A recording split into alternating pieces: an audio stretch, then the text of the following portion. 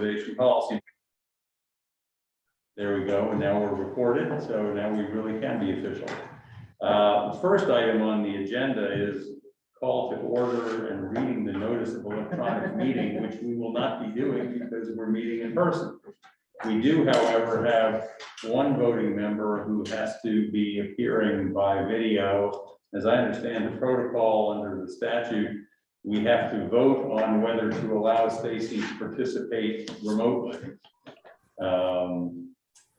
So we have a motion to, first of all, Stacy, where are you and why can't you be here?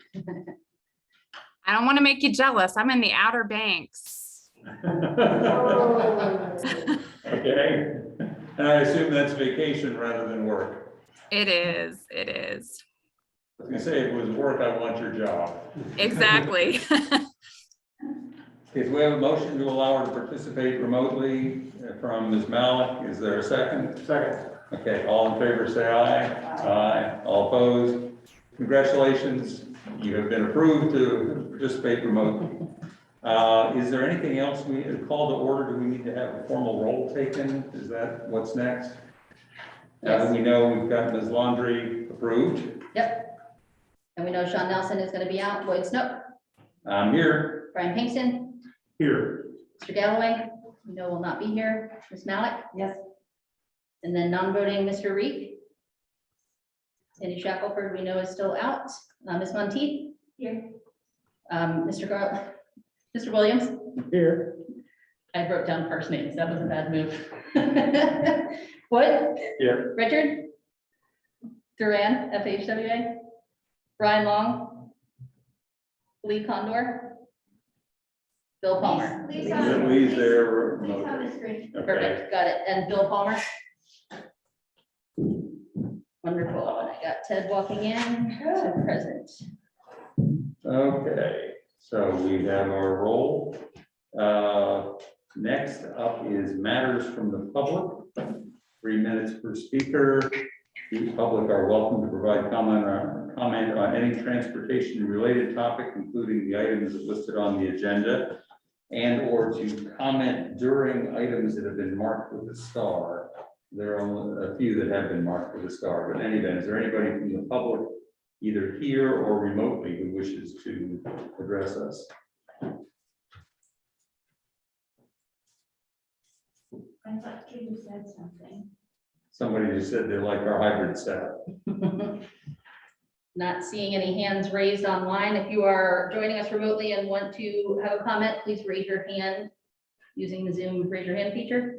Ryan, is there anybody in the chat trying to speak up? Yeah, I've got it. It's a comment about, whoa, I like the hybrid Oh, setup. I see. Sorry. Okay. Okay, so I guess we have no matters from the public. General administration, first item is review and acceptance of the agenda. We've already deviated from the agenda by eliminating the reading of the notice of electronic meeting. Other than that, any other changes or corrections to the agenda? We have a motion to approve the agenda. I move that we approve the agenda. Second. Favor say aye. Aye. Aye. All Aye. opposed? Okay, carried unanimously. Next, approval of the May 25th, 2022 meeting minutes. Any changes, corrections, additions? I move the second for a minute. There's a motion. Do we have a second to that motion? Second. All in favor, say aye. Aye. All opposed? Motion carries. So we have rather quickly gotten to the meat of the meeting, the federal transportation grant opportunities. Mr. Michaels, you want to present? Sure, Mayor Smith. This evening we have Mr. Bill Caruso, Executive Director for the Associations of Metropolitan Planning Organizations. He's here along with his colleague, Mr. Levon Bjorton, and they are here to talk about IIJA, something that the policy board and committee has been interested in. And I'll turn it over to Mr. Caruso and Mr. Bjorton. And I apologize if I mispronounced your name. That's okay. That's all right. It's certainly not the first time and it won't be the last. So, well, thank you. As Ryan mentioned, my name is Bill Caruso, and I serve as the Executive Director of the Association of Metropolitan Planning Organizations. And with me is my colleague, Levon Boyajian, who serves as our policy advisor. So I just wanted to thank Christine, Sandy, and Ryan for inviting us to participate today. We appreciate the opportunity to be here, and I apologize we weren't able to make it down in person, but we'll do our best to present it virtually. We have a presentation today to walk through the IIJA to include some of the grant opportunities that were a part of the bill. We'd like to try to keep this as much discussion based as possible. So we certainly have a lot of content that we're going to present today. But please feel free to stop us at any point, ask any questions, ask us to dive into something a little bit deeper. Hopefully there'll be a few minutes at the end for some Q&A, but certainly feel free to interrupt us at any point to slow down or answer any questions, dive into something a little bit deeper. So thank you again for the opportunity, and we'll go ahead and dive in. So Lev, I'll go ahead and turn it over to you. Lev and I are going to tag team the presentation throughout this afternoon. Thanks, Bill, and thanks for having us here today. We've got a number of slides here. We'll get through most of them fairly quickly. Some of them are just revisiting what we already know, some of the big picture provisions that have come out of the IIJA, and then get into some grants, not too detailed, but at least talk about some of them, and then kind of wrap up with what the future holds, if you will, in terms of implementation of the bill, a little discussion about appropriations and the elections and what that could mean for the surface transportation bill over the next several years. So as a recap, after months of trying to get a surface transportation bill, Congress and the president finally did agree on a $567 billion bill, over $100 billion over 5 years in grant programs. It's probably closer to 120 or 130, maybe even higher, as you add in some of the research and some of the smaller grants that are out there, but there's a lot. There's several new formula programs that target a variety of things in the climate change and carbon reduction areas of transportation, including a heavy investment in electrification. As you all know, the NEVI program, the plans, I believe, are due August 1st, which is right around the corner for that program. And then there's some examples of incentivizing good planning, particularly in the PROTECT program, which is the resiliency program that Congress established to address infrastructure that's impacted by climate change and maybe trying to get ahead of some of it. Next slide. These are the top line numbers of the modes in the IIJA. You're all very familiar with contract authority, I assume, out of the Highway Trust Fund. And then this new category of funding, this guaranteed funding under advanced appropriations, which is new to a surface transportation bill. But it guarantees $184 billion over the life of the IIJA, that in a really nice twist of things is not subject to the annual appropriations process. As we get to that slide later on in the presentation, I'll revisit the. Am I coming through okay, or is there background? I apologize. Maybe that's. There was a little background there for a second. Yeah, yes. Oh, okay, my bad. All right, we good? I want to make sure that you can hear me and understand me. Yes.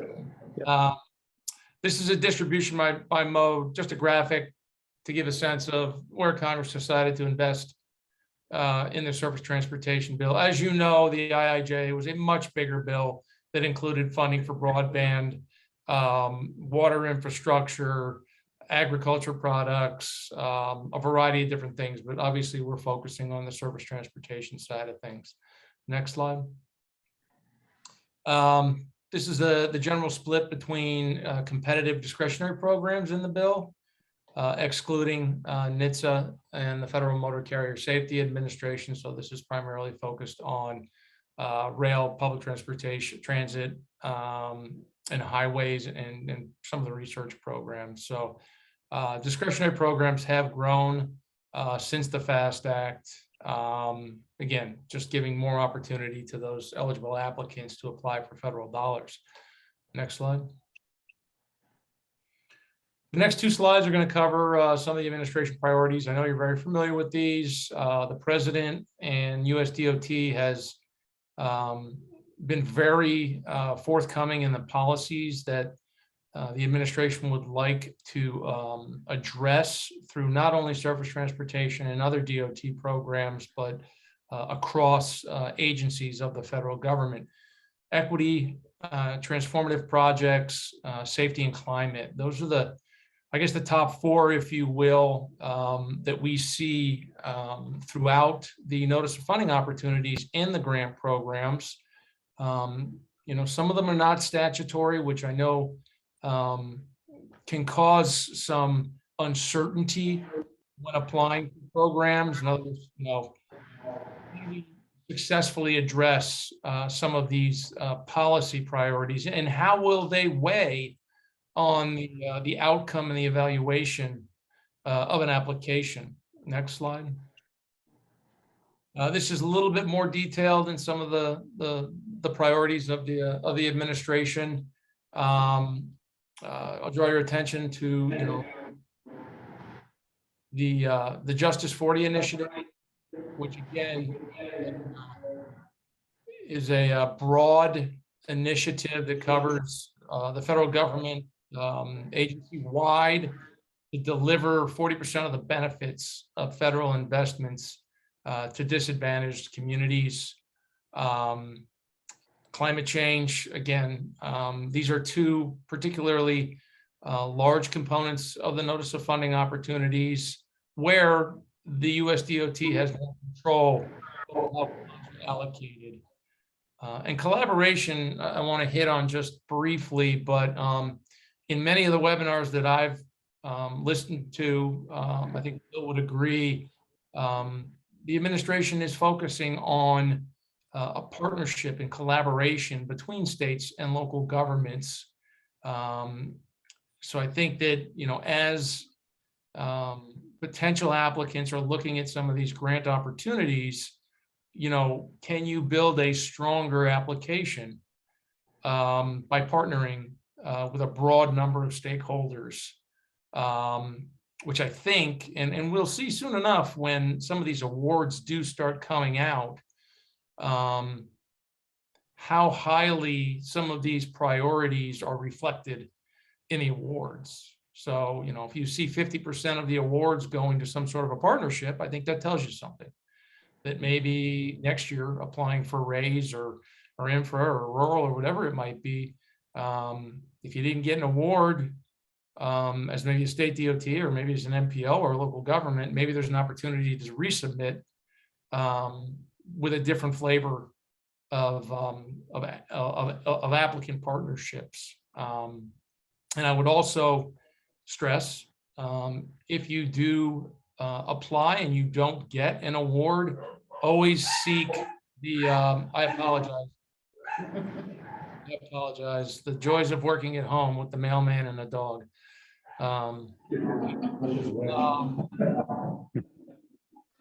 I lost my train of thought. So anyway, ask for the debrief. Don't get an award, ask for a debrief. Ask USDOT why we didn't get it, where was the weakness in our application, how do we make it stronger? And they're very good about it. I participated in several debriefs, and they're very good. I think they're very useful too. Next slide. Yeah. And Lev, one thing that I would add that we've continued to hear as well is they're looking at these programs and trying to identify ways to address cross or multi-jurisdictional projects as well. And that's part of the reason why they're pushing the collaboration and joint applications so hard. Next slide. This is a real kind of high level look at some of the things that are in the IIJA. in terms of requirements, programs, and policies that may be a little permissive or are permissive.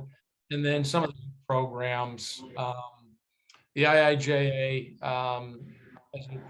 MPOs, making policy changes on board representation, not significantly to the point that anybody here should get too excited about. Stronger coordination, some additional planning factors, additional participation from interested parties, and then an emphasis on complete streets as it pertains to PL funding, which we'll get into a little bit in the next several slides. Housing is a big issue, and it's linked to transportation and how to plan a little bit more closely between the two areas. Protect, again, I mentioned it earlier, there's a resiliency plan that you can do. There are benefits to doing it, but you don't have to do it as an MPO. And then there's a broader use of social media. It was an issue that many of you probably experienced during the pandemic, where you had to take alternative measures to be able to accomplish some of the requirements that MPOs are required to do. Also allowing interested parties to communicate a little bit better, or maybe more effectively. And then under the programs, like I mentioned, the carbon reduction program is formula, and it sub-allocates 65% of the funds. Protect is a formula, discretionary. EV charging and bridge are also both formula and discretionary to these new programs. Next slide. This is, I'm sorry, is there a question? No, Nope. Okay, sorry. This is a specific direction to USDOT for the secretary to update the regulations with regard to the planning and fiscal constraint, to clearly define that beyond the first 4 years, or I'm sorry, to ensure that the outer 4 years of the plan are defined as beyond the first 4 years. During our conversations, putting together the AMPO recommendations, there was good discussion about how closely the outer years of a plan could impact the tip and the earlier years in terms of moving money around. You know, if a state has an initiative that created more opportunity with more funding, and you move those funds around from the outer years to those tip years. So this is something that the Senate bill in particular addressed to provide a little bit more fiscal flexibility to MPOs. We do expect this to be more fleshed out in a comprehensive planning rule that we are expecting to be noticed in the Federal Register early next year. So that planning rule will be more broad than just this issue, we suspect, or at least we're getting some signals from USDOT. But I thought it was important to point this one out just because Congress was very specific about this. Next slide. Here's some amendments to section 134, which are is the section of Title 23 that houses the Metropolitan Transportation Planning. When designating for the first time, they want the MPO to consider the equitable and proportional representation on the board based on population of the metropolitan planning area. The House and Senate bills were different on this. I believe the House bill said ensure and proportional representation. The Senate bill had to consider, which is a lower bar. It's a requirement to consider. That's why it's on this slide, but it's not a mandate in terms of how you designate your board membership. Congress just wants you to consider when designating for the first time. Again, this is the coordination piece. This pertains to MPOs in the same urbanized areas. Congress wants stronger coordination, particularly in the use of data when these MPOs are putting together their planning document. But it does not require a joint planning, joint tip or a joint plan. They just want the MPOs in these same urbanized areas to be using data that's consistent, because they feel like that's a stronger way to reflect the larger area, if you will. Some planning factors. Housing is a new planning factor. As many of you know, there's a long list of planning factors that MPOs are required to look at when they're putting together their plans. And then participation by interested parties. Again, this is going at the housing policy that the administration wants to more strongly coordinate with transportation. So they would like the MPOs to at least talk to affordable housing organizations when they're putting together the plan and the tip. Next slide. This is a funding requirement for complete streets. This is a specific section in the IIJA that requires a 2.5% investment in complete street standards or policies. The states have a similar requirement, but there is an opt-out if you can demonstrate to the secretary that you have these types of policies and standards in place. We did a very brief verbal survey in Florida a few months ago during the MPO Tech Symposium. And we understand at this point that USDOT is very flexible in terms of how you meet these complete street requirements. And in fact, in most cases, MPOs were exceeding this 2.5% of PL funds. So we're always interested in your hearing from your division regional offices, or if you've even had contact with regard to this particular provision in the IIJA. Next slide. Surface Transportation Block Grant Program Consultation. This is a new one. They amended the Surface Transportation Program to include consultation for non-TMA goes in the state to establish a consultative process to describe how surface transportation block grant funds would be allocated in the areas, the non-TMA areas, during the life of the bill. As you know, TMAs do have a specific sub-allocation amount that they can more or less rely on. Non-TMAs don't. And we heard from a lot of non-TMAs during the development of AMPO's policy positions. And there were some stronger suggestions, but this is what Congress eventually decided to go with. We'd be interested to know how this is working in Virginia.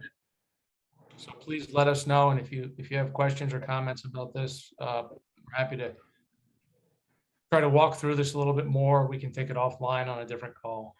Next slide. Some additional provisions that I thought were worth mentioning. You can develop a housing coordination process plan, not a requirement. This is one of those permissive policy provisions in the IIJA. It only applies to the TMAs. Keep in mind,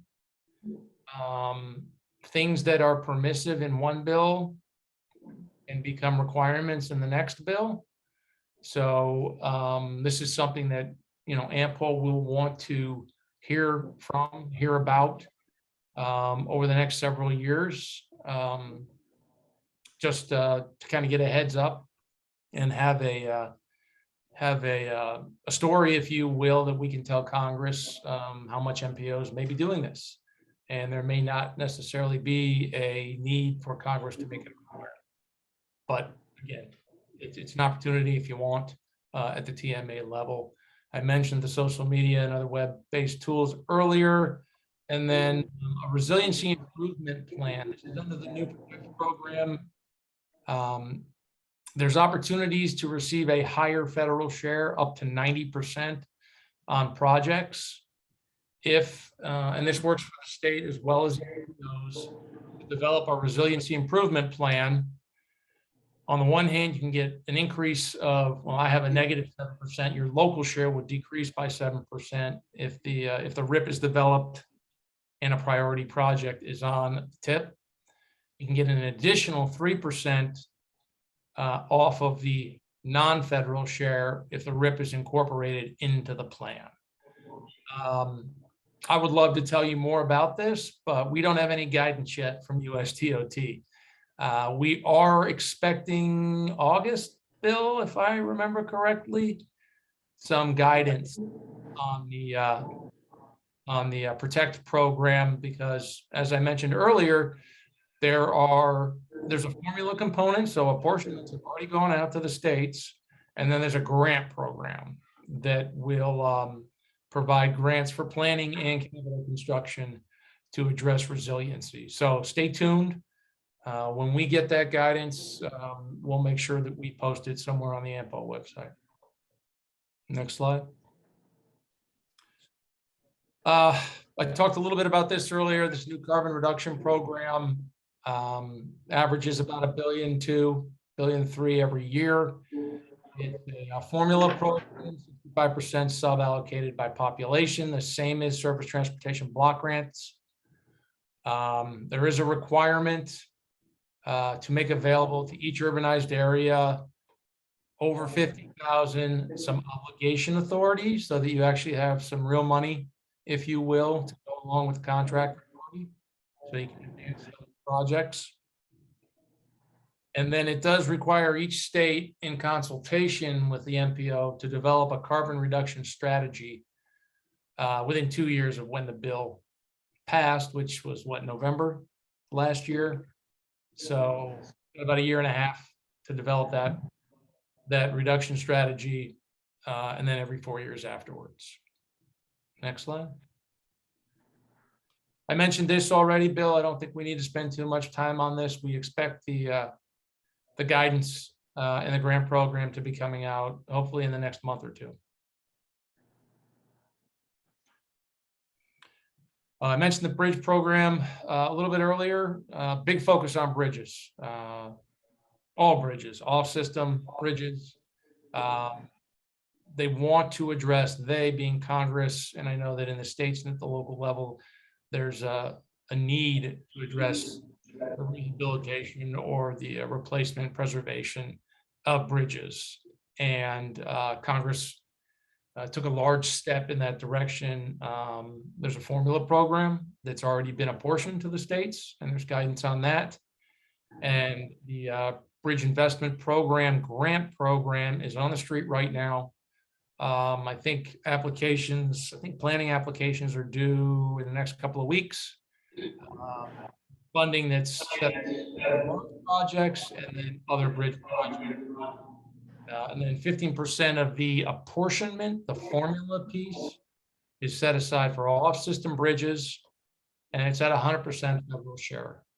So good opportunity, at least at the local level, to address off-system bridges with 100% federal money. And that's a 5-year program as well. The National Electric Vehicle Infrastructure Formula Program, NEVI, those funds have gone out. Something that's unique to this is it is not subject to the obligation limitation that other programs that are funded under the Highway Trust Fund are subject to.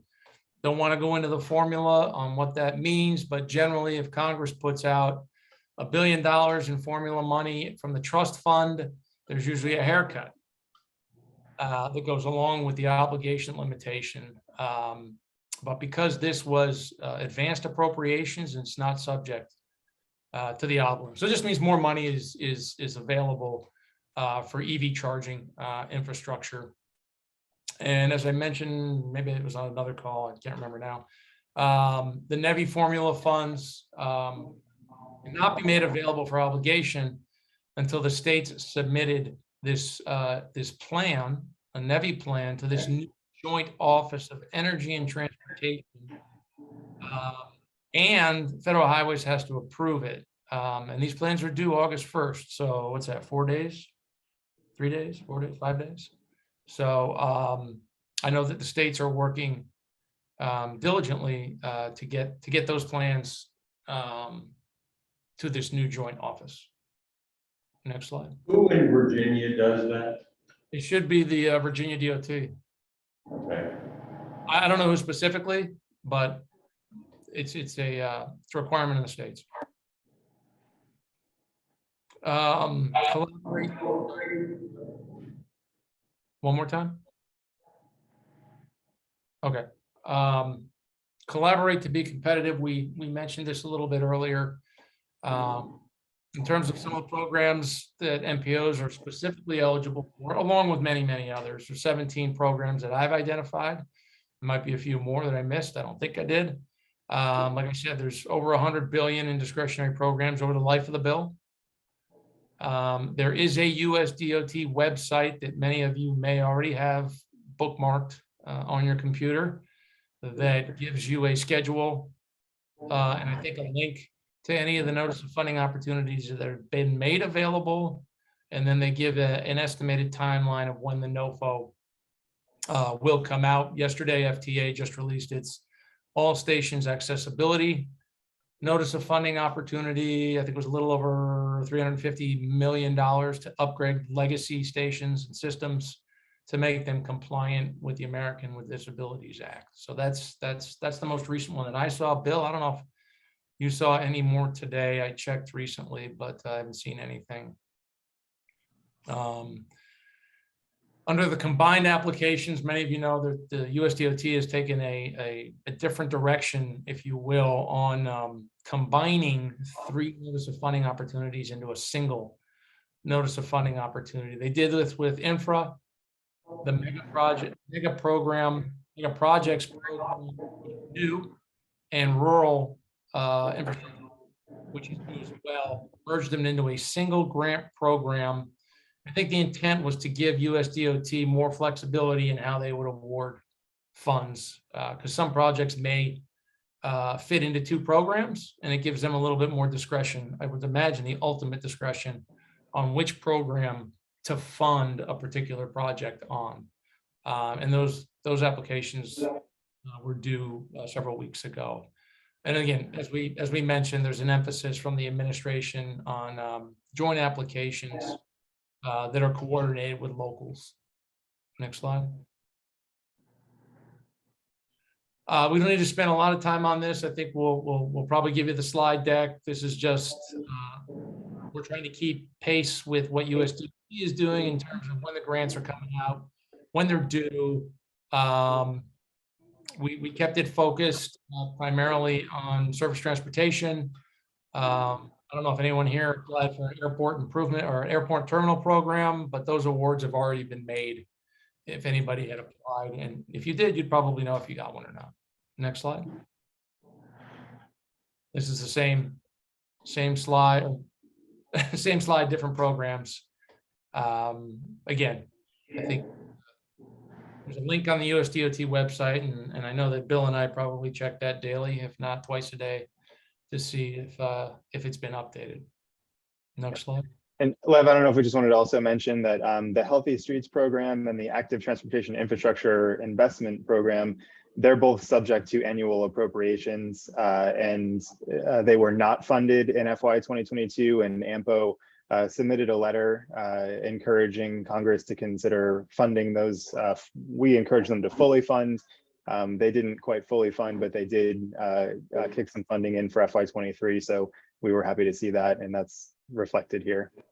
And that'll be something that comes out next year, or whenever Congress decides to up the appropriation process. But it'll be fiscal year 23, probably calendar year 23. Next slide. So these next couple of slides, I think it's 3 in total, just talk about the grant process, you know, and what USDOT is using to evaluate applications and some of the requirements. And this is just a list. It's not reflective of every grant notice of funding opportunity, but it's some of the things that we've seen. You may have seen yourself if you've applied for grants in the past.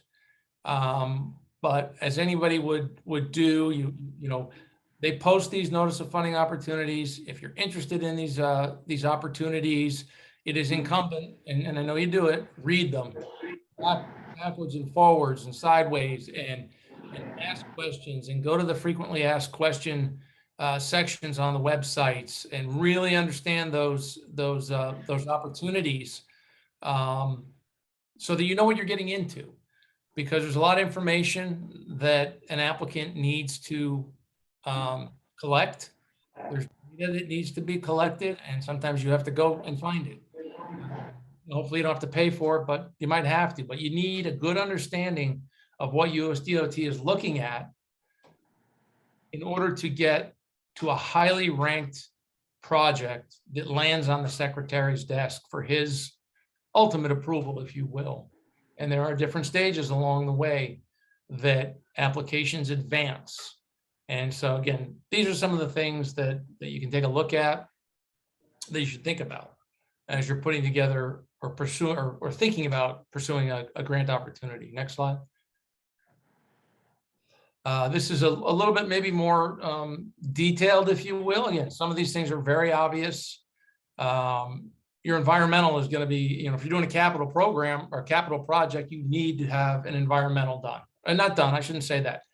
You need to have a description of where your NEPA is in the process. If you're just starting a NEPA and you expect a full EIS, you probably want to wait a year or two before you apply for a grant. If you know you are going to get an EA in the next 6 months, you can say that in your application. Just have a good understanding of where you are in the process. The closer you are to finishing it and getting a ROD or a FONSI or whatever the outcome might be, the better it is for an application. Obviously, you don't need those for planning.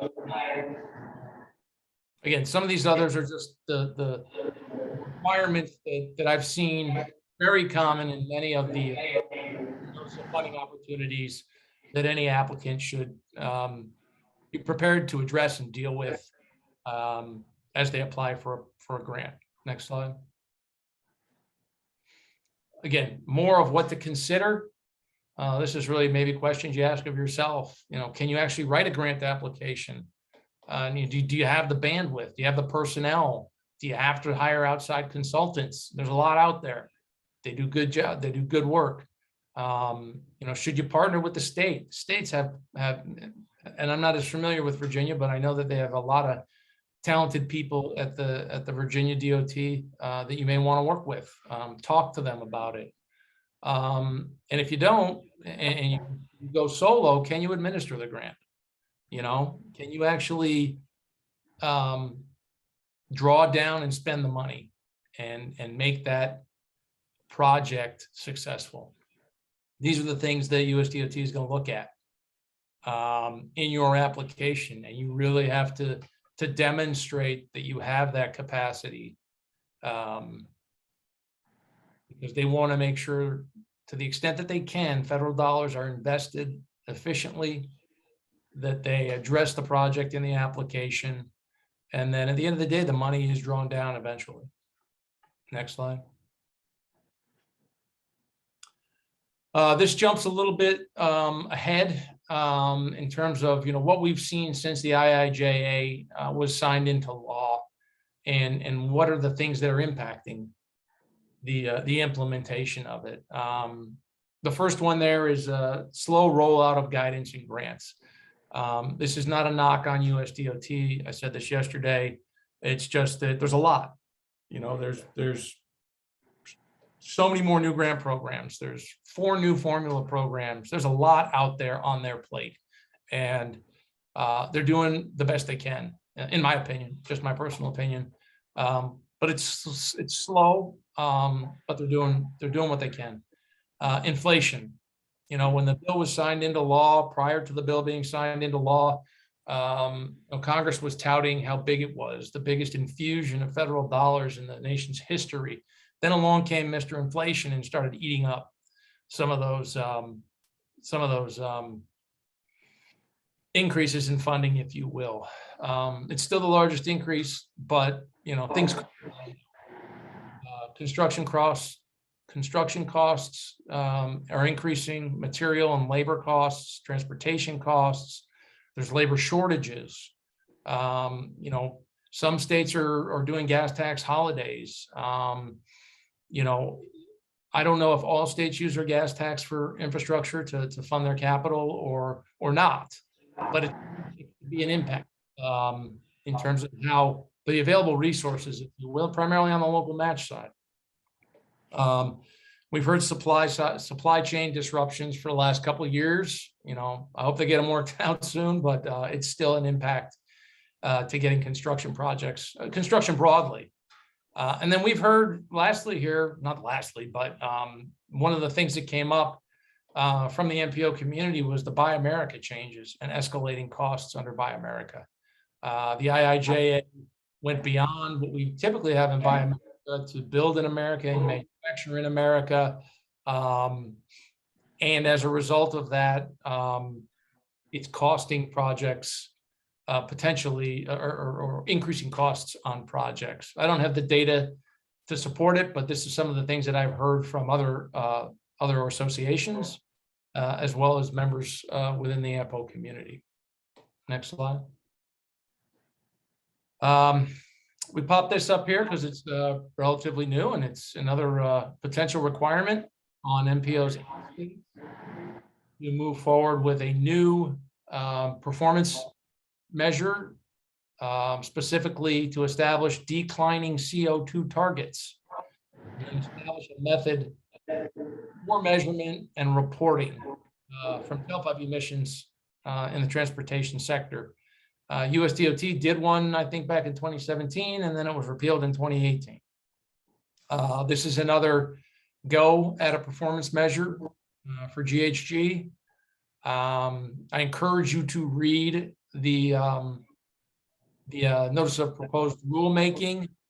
It does not require or would not mandate a level of targets, but you have to have declining targets. I did not read any sort of a punishment for failure to meet a declining target.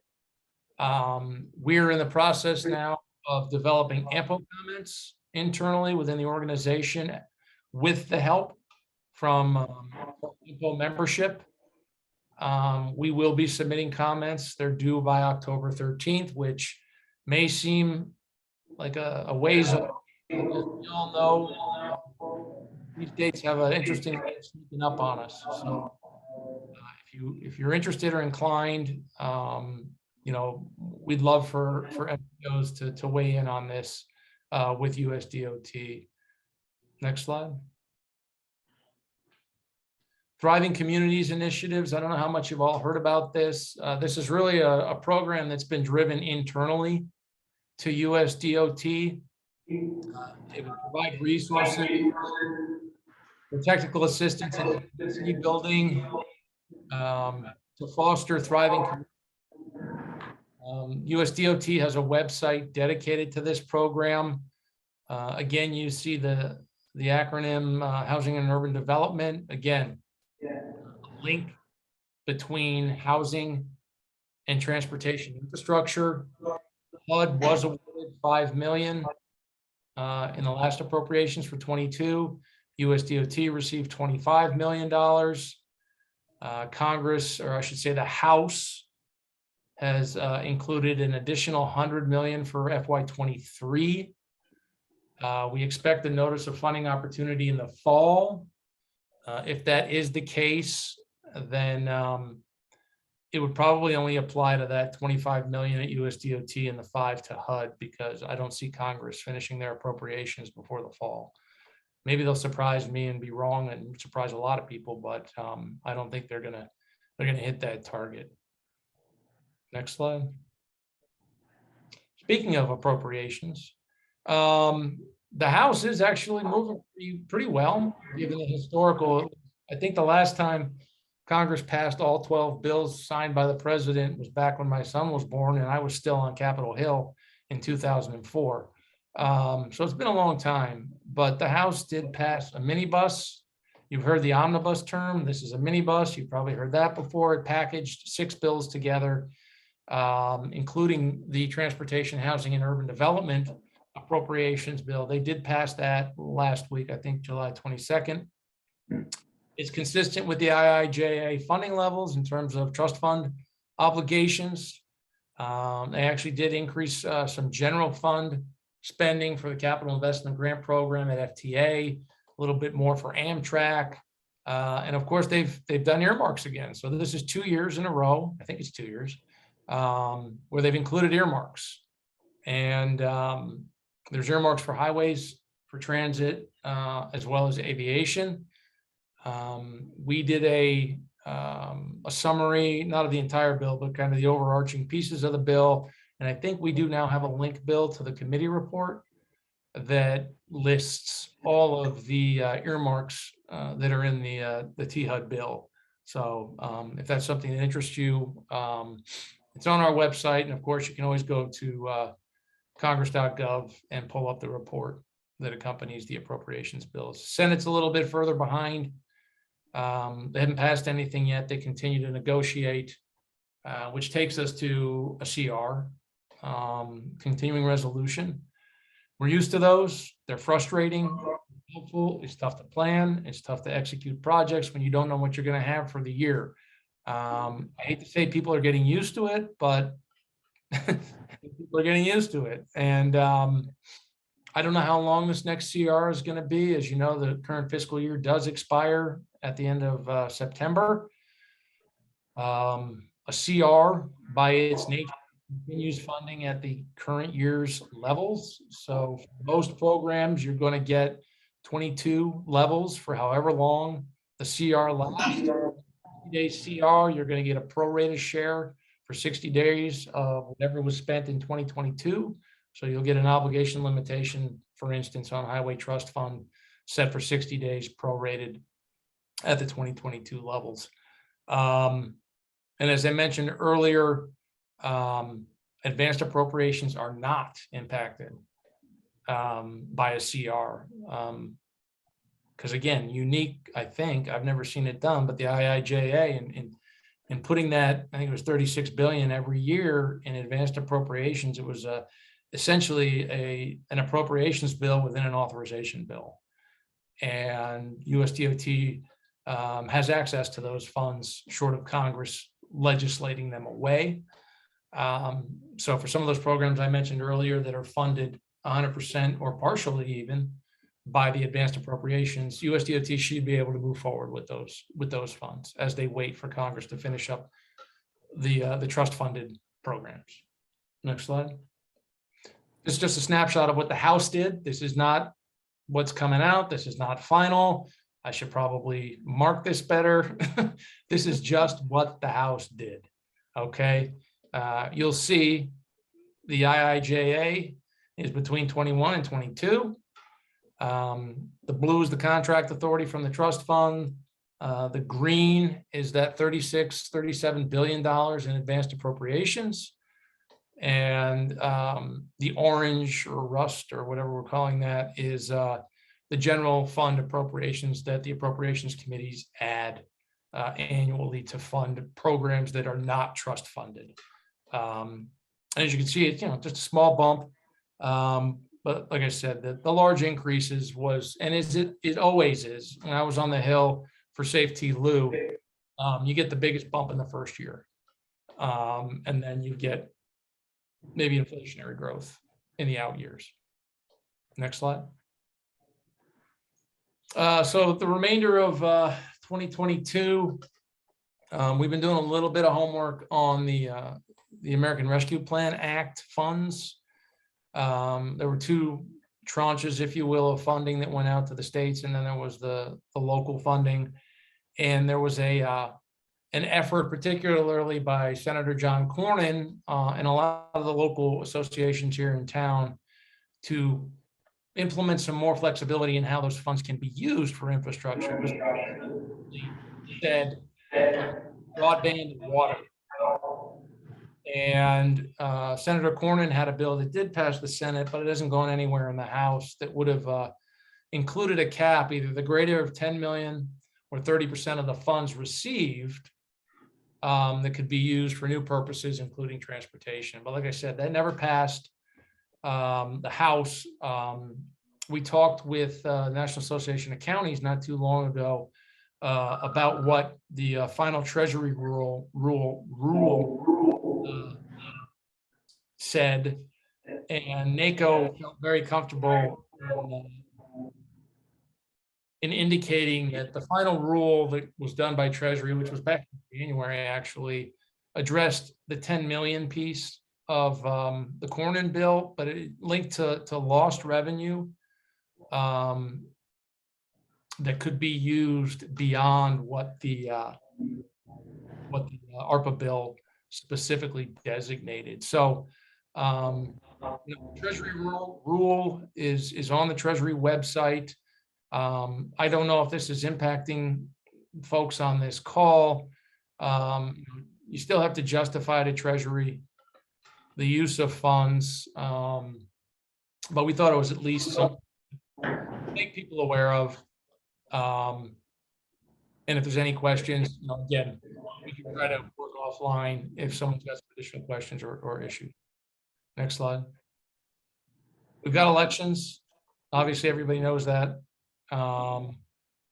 This is just again a graphic of what's out there, what the current representation is in the House. As you know, they're all up.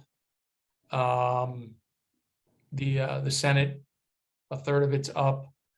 The Republicans have more seats to defend. Everybody becomes a political prognosticator inside the Beltway, and because Virginia is so close, I'm sure a lot of that in Virginia as well. But we don't know what's going to happen. A lot of the political analysis leans towards the House flipping to Republican. The Republicans in the Senate have more seats to defend, but it could happen there as well. I'm not going to pick. The Cook Political Report says of the Senate seats, 5s are toss-ups, 19's favor Republicans, 11 favor Democrats. Obviously, this could change. I wrote these slides a week ago. But it's always helpful, I think, that we at least are recognizing and paying attention to these things. Next slide. Outcome scenarios. I think these are obvious to folks. The Republicans take the House and the Senate, there's going to be more oversight and scrutiny of the implementation of the surface bill and the broader implementation of the IIJA. Could Republicans cut spending? Of course they could. They have to do it legislatively. But I don't think the president is going to sign a bill that cuts spending for a bill that was just passed a year ago. At least I don't believe they would. But again, it's Congress is new Congress, and they can write whatever legislation they want and do their best to try to get it signed into law. If there's a split Congress, in other words, one chamber's R, one chamber's D, again, you're going to continue to have more oversight.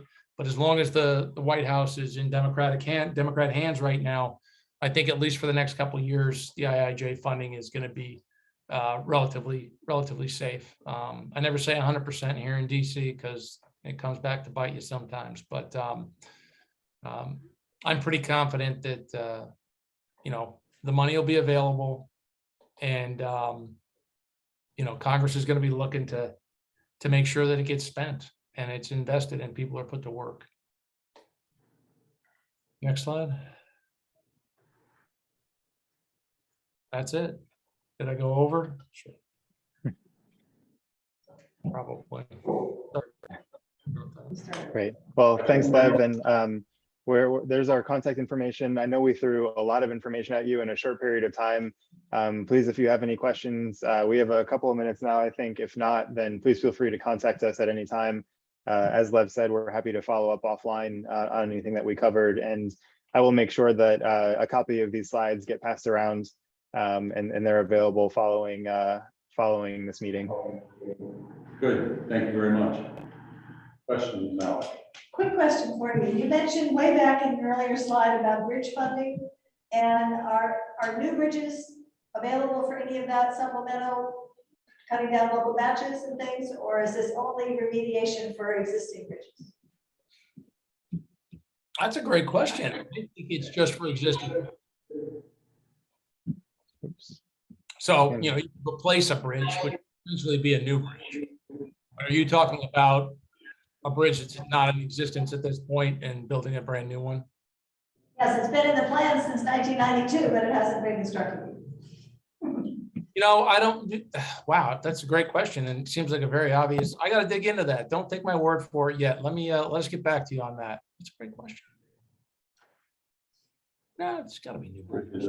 I'll double check that. Thank you. Brian? Yeah, so this is really, I guess, a question for the group as well, because I'm new to all of this. So for instance, the bridges that are on the 250 bypass, Locust Park, those bridges, is that something that, how would those normally be funded to be replaced or reconfigured? They're pretty dangerous, frankly. I have to pull on every day from there. Would this sort of money be the best way to approach that? Or is it something that's already part of VDOT's normal programming to replace? Or is it only when there's sort of rust and they're falling apart that VDOT would get involved? Yeah, I would first contact VDOT, find out what their bridge program is. But yeah, I mean, you've got bridge formula money right now that can be used for that. They've got a grant program, new grant program that can be used for that. I mean, generally speaking, I would assume that a state would either use its NHPP money or its surface transportation block grant funds. Congress, in fact, has addressed the bridge issue, I think at least for the last 2 or 3 years, by putting supplemental bridge money in the appropriations bill.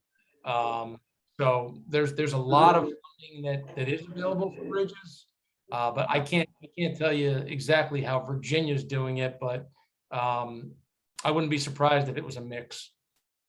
Yes, I guess just to the VDOT folks here, I mean, how would that theoretically, if someone wanted to replace the Locust Avenue Bridge, because when you pull up, it looks like the bridge was built and they were still using stage coaches or something. That bridge seems like it's in good enough repair, but it obviously was designed in a time and place when those site conditions now are not safe. When you pull up, you can't see either way. When you try to get down, you're having to crane your neck like that. I don't know if speed limits were a lot lower back then or whatever, and I'm not willing just to go into design of those bridges right now, but is that the sort of thing that could be funded with these monies? And if so, how would that need to be generated by a request from the city or? As I recall, there's already on somebody's budget plan for the next few years to replace the bridge at Dairy Road. That's correct. I assume there's some regular schedule for that kind of thing, or you know, Mike? Yeah, well, a lot of that's bridge maintenance money. A lot of this, you know, the city does inspections on its bridge, and I'm sure Brenda can speak more, but on a biannual basis, I believe is what you all do. And right now, the city has actually repaired most of the bridges, or will be repairing most of the bridges that have been rated poorly. You've got 4 bridge projects currently under construction that have been funded along the bypass and Melbourne, the high school, was just recently replaced. Right. And the city received funding last year for the Dairy Road Bridge. And my understanding, correct me if I'm wrong, Brandon, after those projects, all bridges in the city will have been upgraded within a recently. All of them that had issues. That had structural deficiency issues. Right. I mean, I know that like Locust was replaced, was rebuilt, what, about 12 years, 15 years ago? Yeah, it was one of those, it was updated and replaced, but they used the original design. Okay. There's 2 different questions I think that we're addressing. Like you said, the overall design of the bridge and its location and geometry is different than the actual structural integrity of the bridge. Right. So I'm not proposing we be wasteful, but if if someone wants to invest in modern, thoughtful, safe bridges, then I would keep good candidates. Anyway. Okay. Other questions, comments? And one more. Yes. This may be completely outside your portfolio, but I also you're talking about trucking and efficiency. Have you heard any rumblings about more legislation to increase the size of trucks, weight, length, et cetera? That's been a 15-year anti-campaign for me, and I just want to make sure I'm not missing something. Well, I'd have to take a look at what the House bill includes right now. As you know, the country has a patchwork of weights and lengths in the various states. I know there is an interstate regulation, but the Congress has in the past made exceptions for a variety of different industries sometimes, or if a state wants to increase its weight for a particular reason. So I think that it would be something that you need to look at in the appropriations bills individually, little legislative provisions, but I don't know. I don't think there's any legislation more broadly that would increase or change the current statutes on that. It tends to be more cut and bite changes per states or industries. What we're worried about is the federal overriding our state limits. So for our little country roads, we can't handle the 90-foot length and stuff like that on roads that go like this. Thank you. Okay. Anybody else? I guess that's it. Thank you so much to Mr. Boyajian and Mr. Carus. And I guess we're done with you all. We'll move on to our next item agenda. Great. Thank you very much. Have a good evening. Thank you. So, Ms. Jacobs, long-range transportation plan, 2015. We have previously brought to y'all's attention that we would like to issue an RFP to get consultant support for the long-range transportation project. We met with some of you all individually and walked through it. We met with some of you all in group two. Basically, since we have some passive rollover funding from FY21 and some active rollover funding from FY22 that we do not believe is a sustainable source in order to be able to staff up, we'd like to use a consultant to help support that process, especially since the team here at the PDC, it'll be the first time that this particular team of planners together and staff will do a long-range transportation plan. So the scope was included in your packet. The MPO technical committee suggested two minor edits, which we wanted to bring to your attention just because it will be what we would issue. One of them is the date should say for the end of the regional transit vision plan should say 2022. It inadvertently said 2023. We were thinking in fiscal year, so we'll change that. The second one is we would like to add a bullet now that the regional governance study has been approved for funding. We want to make sure that's a part of the background information. And then we would like to add some language to state that we're really looking for proposals that would bring some new approaches and some creativity to the process. And so we can use that to help evaluate proposals that we receive. So those are the three suggestions that MPO Tech recommended adding to the scope. So, anybody have questions? Do you require anything from us? Yes. A vote of approval? Yes, we would actually like to recommend a motion to approve issuing the RFP out for consultant support. And that's this document here. That's it. Yes, the draft RFP, so it says on the front. The page up to page 13, what is that we're talking about? Or is It that- begins on page 9. Yeah, 9 to 13. Okay. Yep. With those couple changes that you suggest. So do we have a motion on that? Or questions or comments or criticisms? Questions. Yes. Old Chrome here, I've been on an Lrtp since '85, so I don't want to, there are so many benefits to gathering people in meetings. And the more we're doing things only by survey, the bigger the disaster result. So I just want to make sure that there is enough or adequate grounding in where we have been. Because I was in multiple meetings over the last one, where through social media, all the dot business was completely manipulated, because 300 people were told to show up and put their green dots on a certain place, and it was completely ridiculous. There was no other background taken except what people wanted. So I just am concerned when things like that tend to spew a whole plan off the rails. So I want to make sure that we're sort of being methodical here. Innovation is great, but we have obligations to make sure that we're not messing up. And that's really important to keep on mind. Absolutely. Thank you. Anybody else? Questions, comments, or motions? I would move that the RFP as previously put forward in the amendments that have been put forward this afternoon indicate. I would move that we make those amendments and then just go forward. I'll second that. Any discussion on the motion? Not, do we roll call vote or voice vote fine? I think voice vote fine. Okay, And then all in we would favor, have to say make aye. sure we get Ms. Laundrie's. Aye. Aye. All opposed? Motion carries. Okay, so then the next item, also related to that, is the appointment of the technical working group.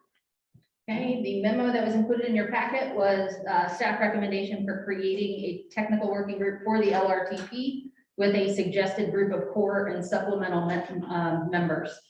Before I get too far into the details of that memo, there were several recommendations coming out of both Cpac and MPO Tech that I would like to share with you because it may change the direction of the conversation a little bit.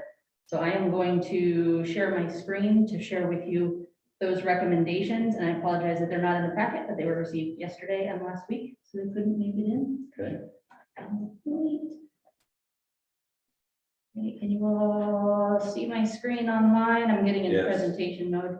It'll take a second to kick in here. Okay. At the CTAC meeting, what they recommended was no change to the core group as recommended. The core group within the memo that staff presented included the majority of MPO Tech members, as well as including an additional 1 or 2 members.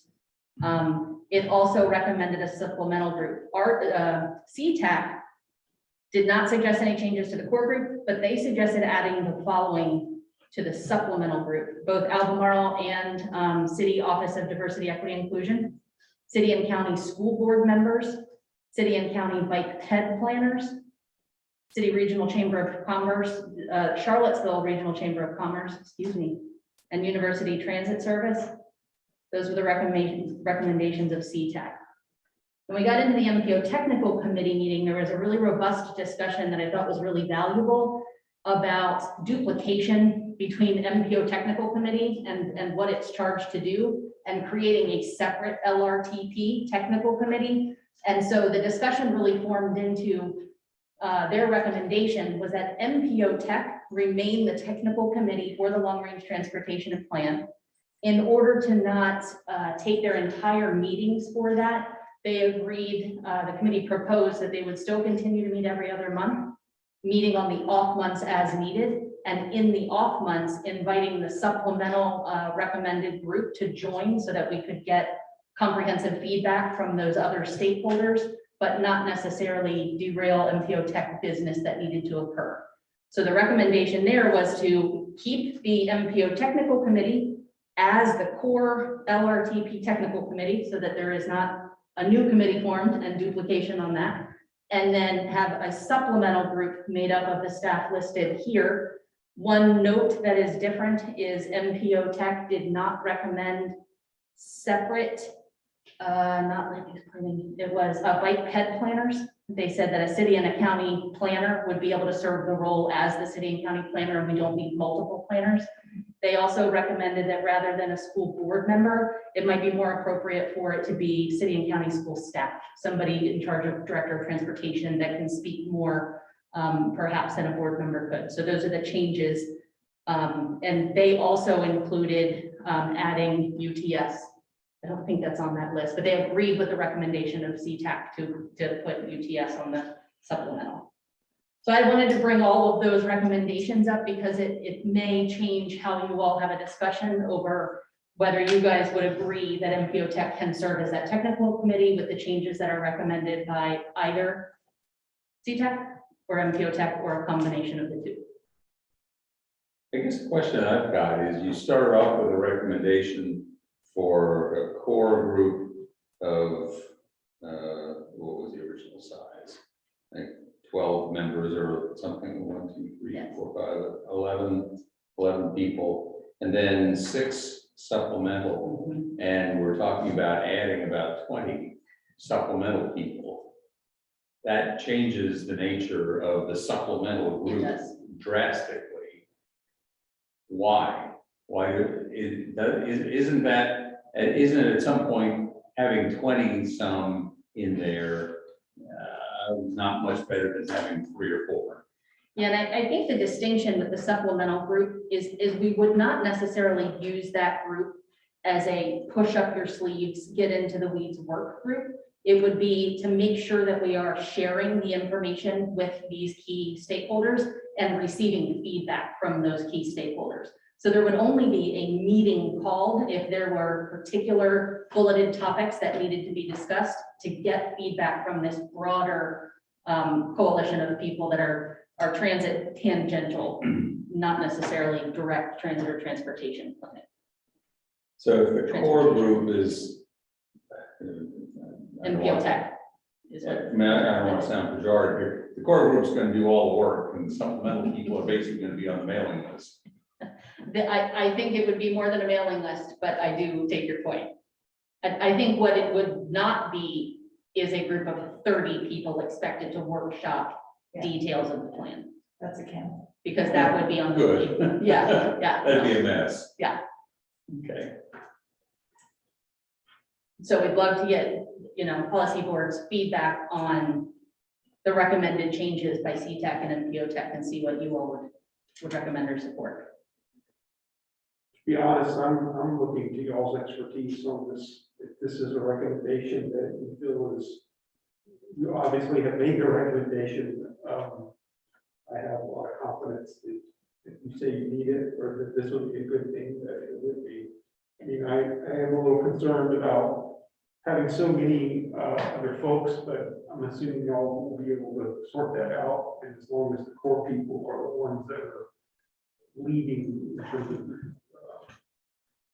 leading in terms of the work, and I'm good with that. I appreciate that. We definitely felt that it was a really good collaborative process to get to where we are, and really thinking through not just creating a committee for committee's sake, but what is the value and what are the right people to have on that committee. So I think staff feels favorable towards the recommendations that we got from those two.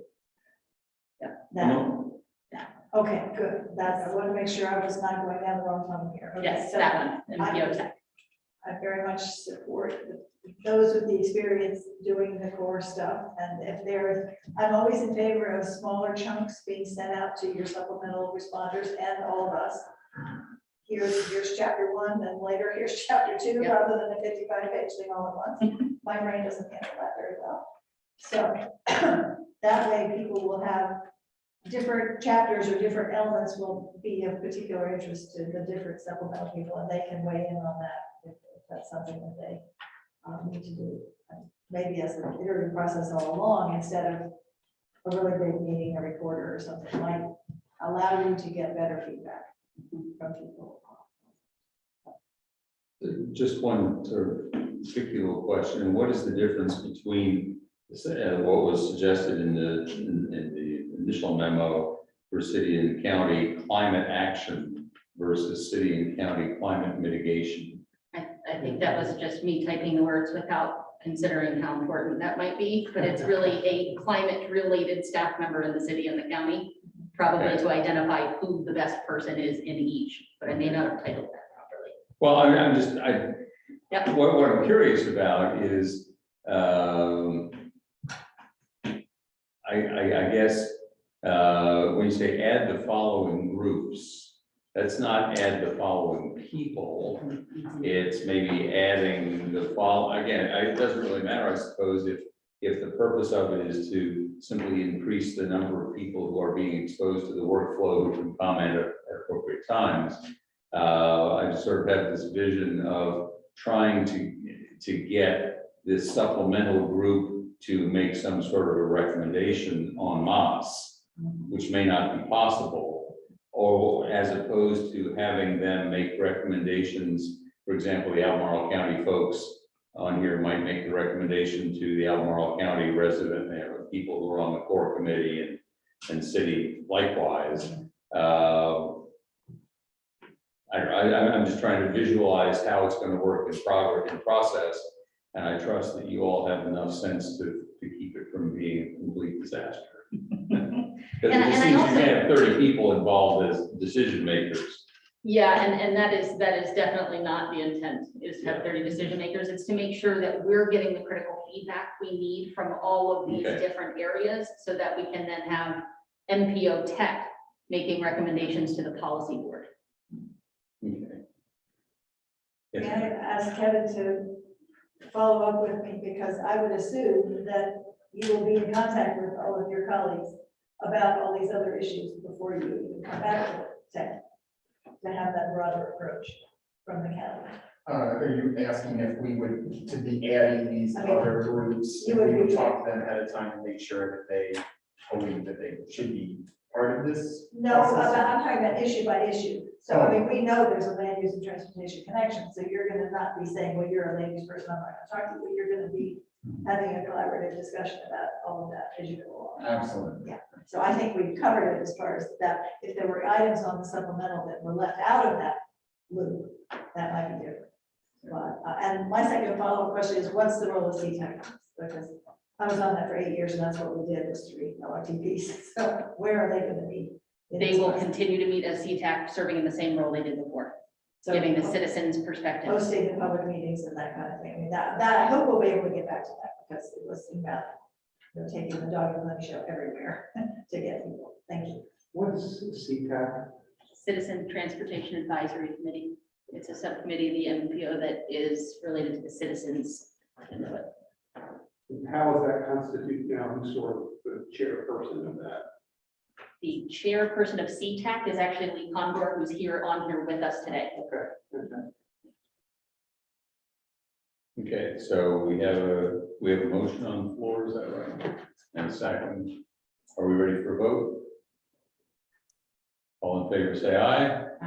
Aye. All opposed? Okay, the motion carries. Let's see. Now we come to fiscal year 2021 to 2024 TIP. Mr. Nichols.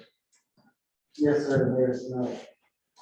In your packet, you have a TIP amendment. It is the Route 20 bridge replacement. I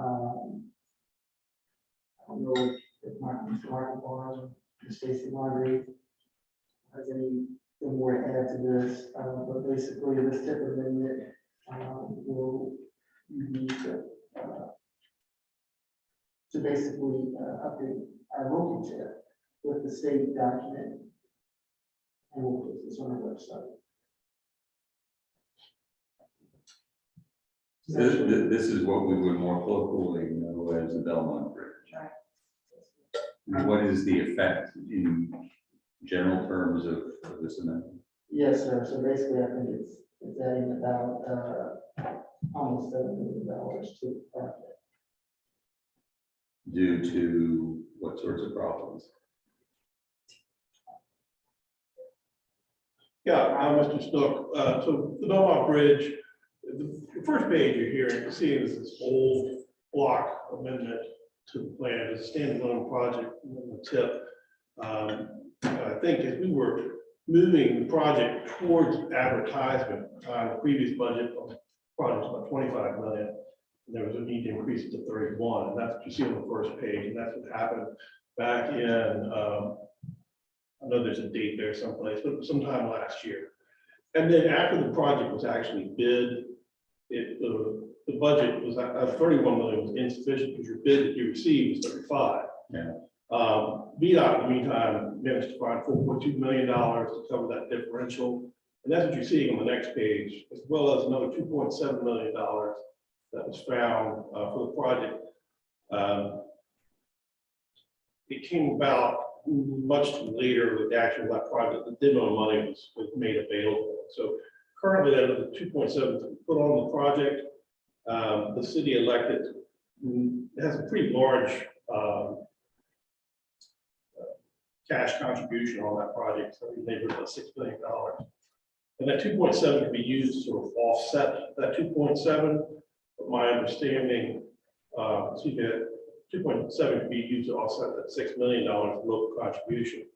But my understanding was the city elected to sort of leave it there, sort of extra funding, if you will, on that bridge in case they have cost overruns.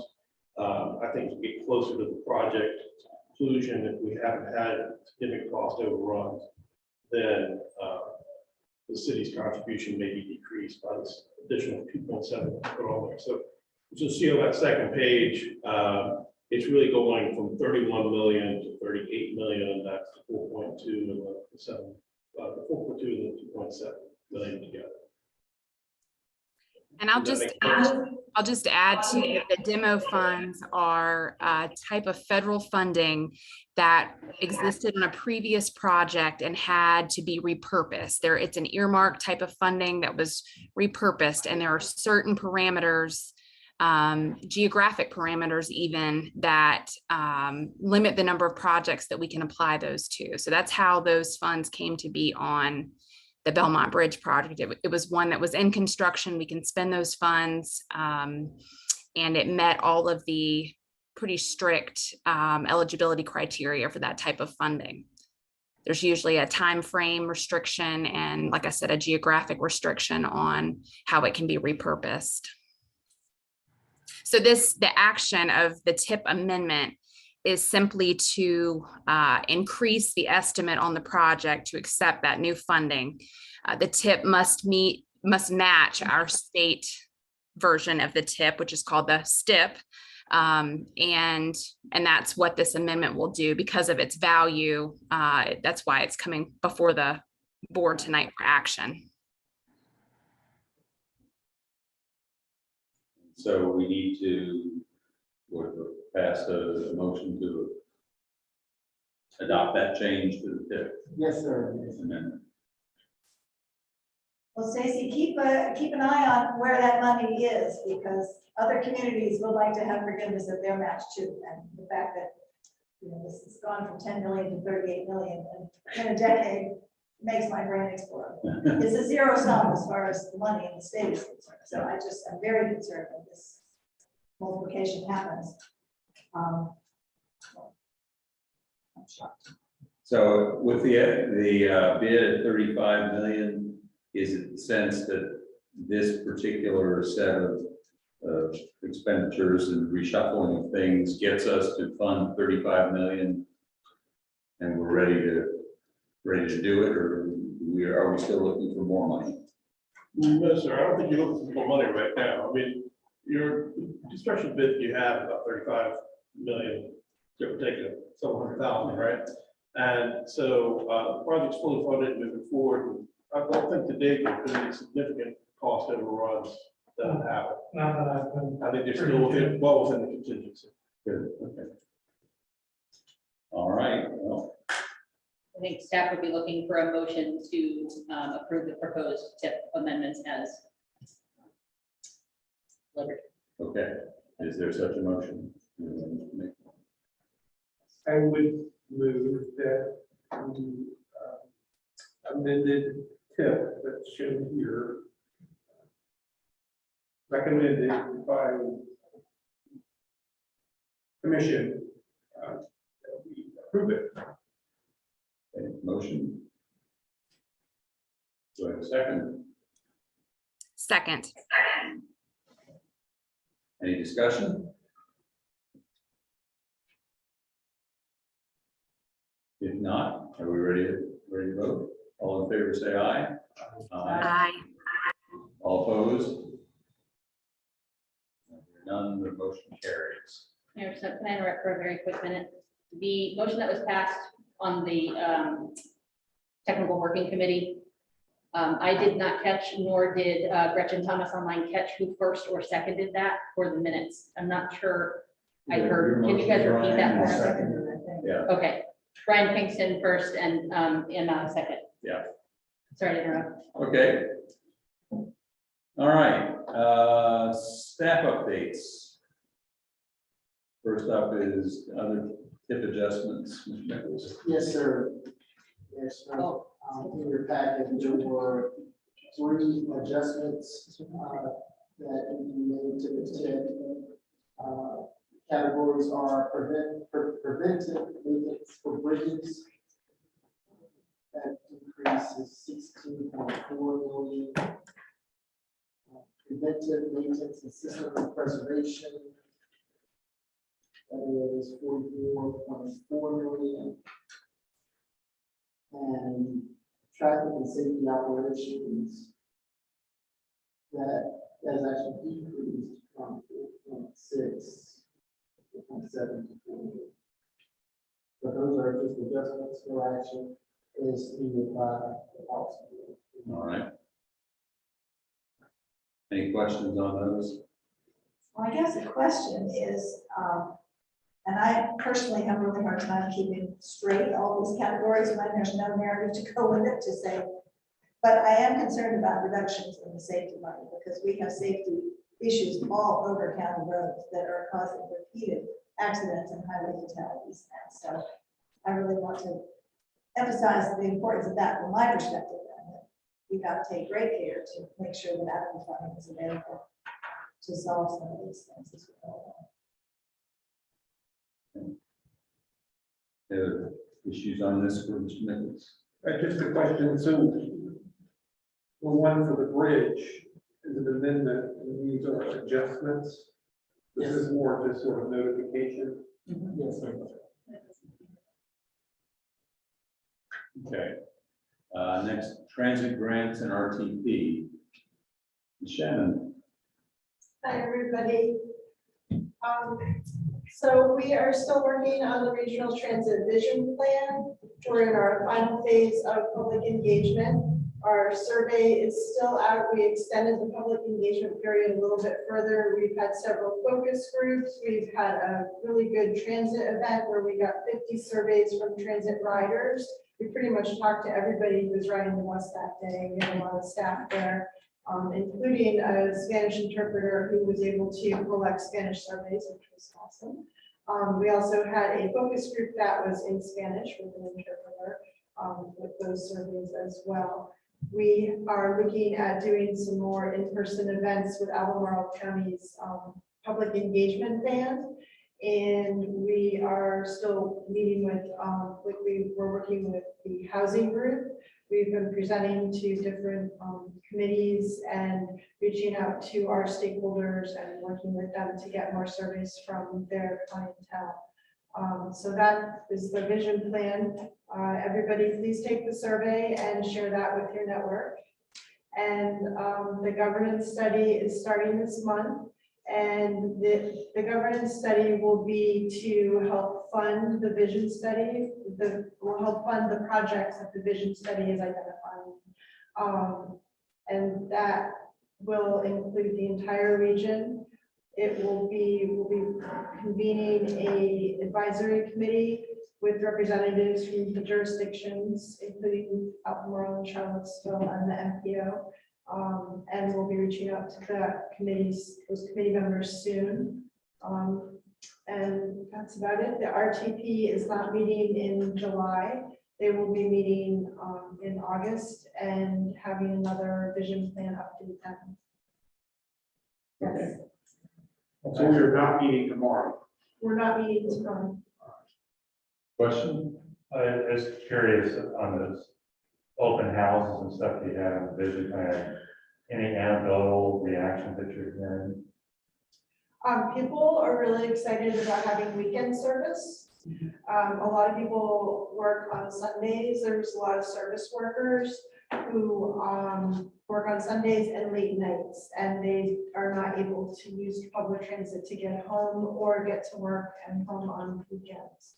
So they were really excited about the new services that were in the plan and getting more hours of service. We have a sense of that, I'm sorry, No, go ahead. we have a sense of that market for the late night. Economic, I think, dozens of people, hundreds. The Latino focus group had about 9 people in it, and all of them talked about not being able to get home from work at night, having to walk in the dark on Route 29, feeling really unsafe, being able, trying to walk along that street. So I would say that there's a pretty good market. I mean, if you look at the people who are employed and who, work in the service industry and have to go home after. When you say late night, we can talk later, late night, midnight, 1 a.m., that kind of thing. or- It's a lot. I would say most restaurants probably close around 10 or 11. Oh, okay. We're talking midtime. To get I them think home. Depends on the day of the week too. Well, we saw that prior to you doing your study. That was one of the main things that continued past of us. It's a matter of having enough bodies to be able to do the additional work. I'd love to add to that, our outreach and engagement focus has changed a little bit from not really trying to identify a target number of people hitting the survey, right? Because we know, as Supervisor Malik said earlier, that's not always the best feedback, but it's really staff intensive time to go speak to people and to hear their feedback. And I'm not trying to manage expectations, but that does mean across an 8-hour day, you might get 20 or 30 versus being able to get hundreds to show. But I feel very strongly that it's much more representative of our community, and it's speaking to transit dependent riders and people who potentially would use transit if they could. So I don't know at the end of this engagement if we're ever going to be pleased with, or not pleased, but not feel like there should have or could have been more. But I am really pleased with the shift in doing much smaller and much more focused communications with people, so that we can really hear what isn't coming up in questions on the survey. Has there been discussion with the outlier employers from Martha Jefferson and Boar's Head on the opposite end? Because those folks who worked at the evening shift there have been high and dry for a long, long time. And whether they're being served now, I don't remember, but I know the board has discussed quite a bit over the last 15 years about getting transit out there to them in some fashion, and whether we need to set up a separate route through John to pick up people. And also the other questions is there an opportunity to reach out to businesses who are not on a bus route and not possible for our transit to get to, but they should or could be encouraged in some way, I mean, maybe federal tax credits or something, I don't know, to be able to provide that van ride home for their staff when they get off shift. I mean, it seems like it would be a reasonable incentive for a revenue source, enough people to fill a van, for example, you get 30 or whatever coming off at the same time. I have seen people walking to the airport in the snow because there's no way to get there. And I've been trying for 30 years to get transit to the airport and failed so far. But I think that it is, I'm really grateful for the way you're approaching this now, because it's going to be hearing from the people who really need to be taken. Supervisor Mount, can you repeat the second recommendation? You said Boar's Head, and what was the other end? The Martha Jefferson Camp House. Okay. We had trouble getting service to the Veterans Clinic, getting the transit up the hill, because these old guys can't walk up the hill. I can't walk up the hill. So it was, that was a debate we had back in 2012, probably, about the proposed cut back then. So these are those ones at the fringes. I know there are limits to what's possible, but it would be great to know where those limits are now and where the gaps are that we need to help to get service to. In some fashion. Yeah. One thing that the region might consider and might want to track is Roanoke is launching an effort to do a statistically significant household transportation survey modeled after the Metropolitan Washington Council of Governments methodology. This supplements the National Transportation Household Survey, which tends to be a little thin in some of our smaller communities like Charlottesville. So that might be something for this region to consider and watch and do as a future effort. It would be something that's a statistically significant survey focused on how your community is using transportation systems, because that data can influence things like your transit planning, but also as you go into an Lrtp cycle, how your model is calibrated and how your model performs. Having that localized data can really help you narrow in on something that's truly reflective of your community's behavior. So I just want to bring that into everybody's. Is that only possible at census intervals, or is that something where we can do at our own initiative? You can do that as your own initiative. There are models and methodologies out there. There are, resources available through different state and federal funding programs to do that, to gather that supplemental data. Oftentimes you're probably looking at identifying a consultant or a research partner to conduct, a survey, doing in-person, telephone, digital, targeting in a way that's statistically significant and kind of matches the mosaic of your community. It's a multi-pronged approach. So Yeah. normally you start off with a mailing out to the household, so that's the easy, quick methodology. Yeah. And Wellington's done wonderful work with us Yeah. for our community, special things. And they're expensive though. Yeah, they are expensive. But you get what you pay for in that You case. do what I'm saying, so we would need to probably apply for a technical assistance grant to help offset that cost. Correct. So just keep that in mind, it's gonna be pretty expensive. Yeah, but you might want to talk to your colleagues in Roanoke as they get rolling with that. So I'm sure they could share some lessons learned. Okay, yeah, I wrote down Roanoke. Yeah. I also wrote down Aspen. In case I remember, need to remember who to go to when I can't remember. Oh, that's- We also, besides the focus groups and the one-on-one conversations, staff is going to be meeting actually this week to start trying to scour what types of community events are already going to be occurring that we can either table at or we can ask to be a vendor at. So if you guys know of anything or you recommend, hey, that's got a large gathering, you should be there to get more participation, please share that with us so that we can try to allocate staff time to get people in these different places as much as we can. You may have some Cpac volunteers who would like to pick up some slack on some of this. Hear that, Lee? 'Cause Okay. See, thank you. Next would be Rideshare, Sarah Pennington. Sarah, anything to share with us? I'll keep this brief to keep us on schedule, but just a couple of quick things. Obviously, we are working at closing out the FY22 fiscal year and beginning FY23. We will be participating in two main initiatives with DRPT and the state's CAPS programs, which stands for Commuter Assistance Program. There will be Discover Transit Month in September and then Rideshare Month in October. So we are just waiting for more information from the state for how we will proceed in promoting those. So stay tuned, there will be lots more information. And then the other quick thing I wanted to update everyone on is the Afton Express. It is closing in on its 1-year anniversary, which will be September 1st, which is really exciting that we've almost made it through the year. I'm sure there will be more information about that celebration as well to follow. But number-wise, we've been really impressed with the ridership data. I have not seen the full data for the month of June, but I was told that we had more than one day where we had over 50 passengers, which is about the highest that we've seen. I can say that in the month of May, the average was 36 passengers, and the total number of rides, even including the holiday, was around 758.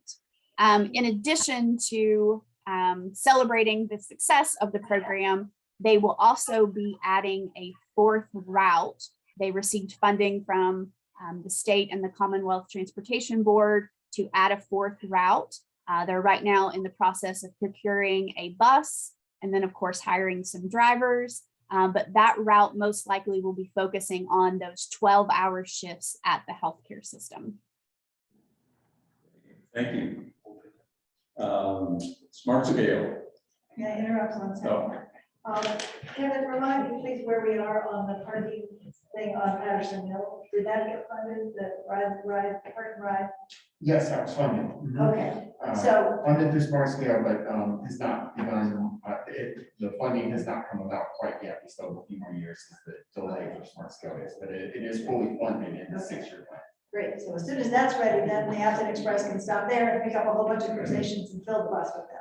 And that'll be good. Thank you. Okay. I'm trying to push things along here because I actually have to be someplace else at 6 o'clock. So, Brian? Yes, Mayor Smith, so basically the MPO is including the final application process for the smart scale project. We do have the county's resolution letter support. We are going to get the cities hopefully around August 1.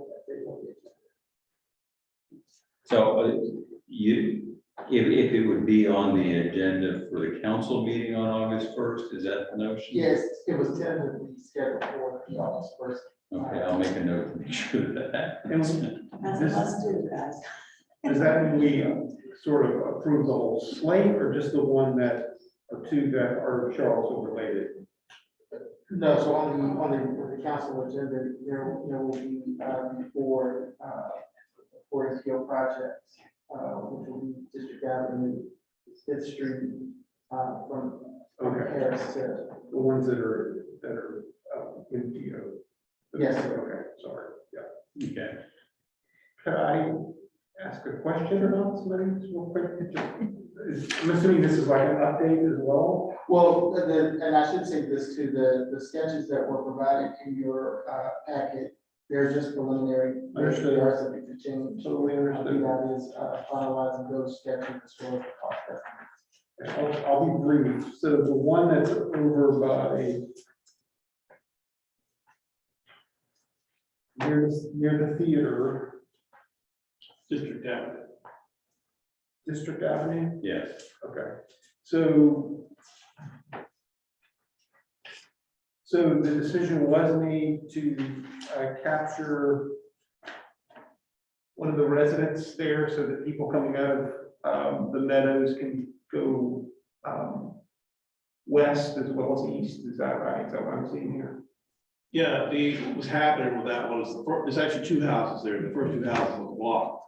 And the first one was pretty much impacted regardless. The second one is the grading was happening even, I think as I recall, we were talking about the design, they had just made it outbound and not really inbound, and still the impacts are going to be pushed over and onto that property. I think that our intent is to try, I mean, the note right there, so grading will likely impact majority of the property to achieve the acceptable approach coming in there.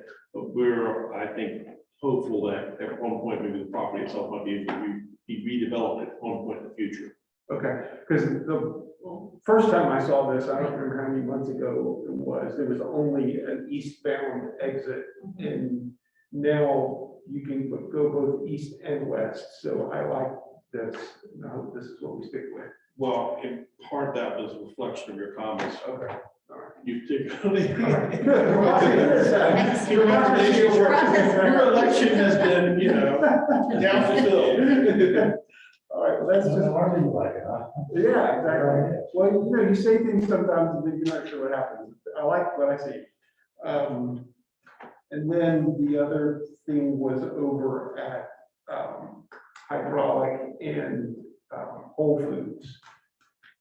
So I'm not sure if again it's outside of this meeting, Michael, but got a whole bunch of feedback from Ned Mickey about how that trail system should try to intersect with this project, and that I guess if you make some certain improvements to the sidewalk sizes or curb cuts or whatever, then that would simplify that.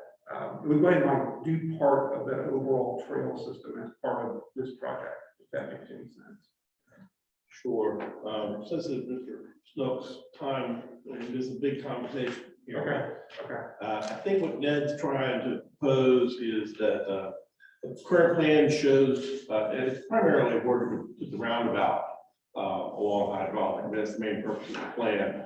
And the plan did towards the end extend the shared use path that the city built along the bypass that terminated before you got to hydraulic.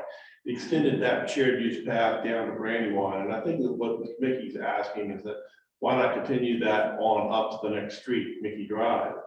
And a couple of different hurdles or challenges to doing that. One of them was, this was funded to a smart scale project several years ago. It wasn't part of the scope. One of the emails I just recently saw was like, if you start adding something to the scope afterwards, how does that get paid for? Is that something the locality or somebody else wants to pay for? So I put that in, that one aspect for your consideration. And the second one is the sort of the technical, how do you get it done? How do you get it accomplished? And part of that property is really 3 sections along there that might pose issues to extending it. The first is that city parkland right there next to the corner of Brandywine and hydraulics. Small, but And the second is that the culvert that is going under hydraulic might have to be extended. And if that was the case, that might be very expensive.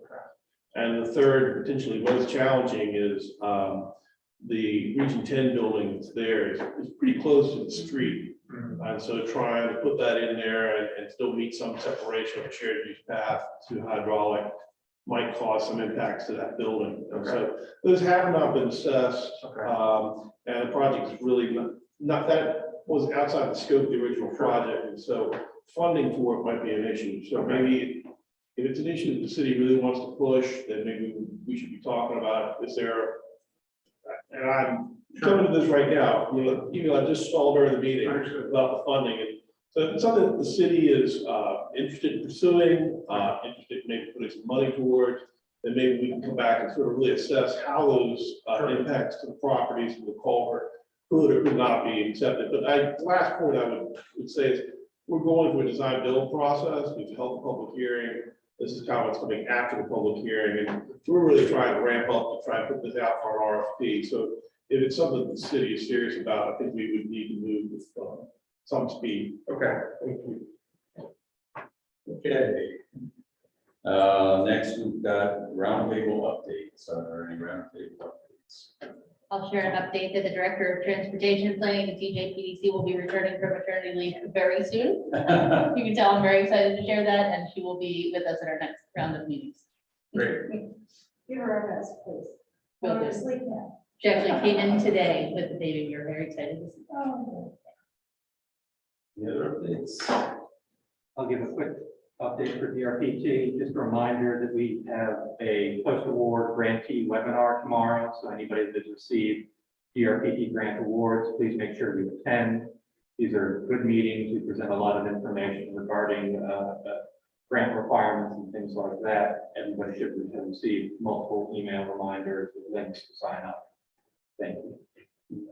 The only one I will say from CAT is we are required by state statute to do a TSP. We will be starting our process. So we'll be using the state's bench contracts to get a contractor on board, firm on board, probably in the next 30 to 45 days. It's probably about a 14-month process. We'll make sure we are done in time by December of 23. And for the minutes, TSP is It's transportation strategic plan. Transportation Strategic Plan. Thank you. Okay. Transportation development plan is strategic. All right. Items, we didn't add anything to the agenda, so we can skip that. Matters from the public. Is there any public who would like to address us? If you would, please use the Zoom feature, raise your hand. Let's see. Okay, no matters from the public? Well, that lets us adjourn then 10 minutes early. Thank you so much. Zip off my 6 o'clock. Are you good, Brandon? I am. Yeah. I'm always missing the-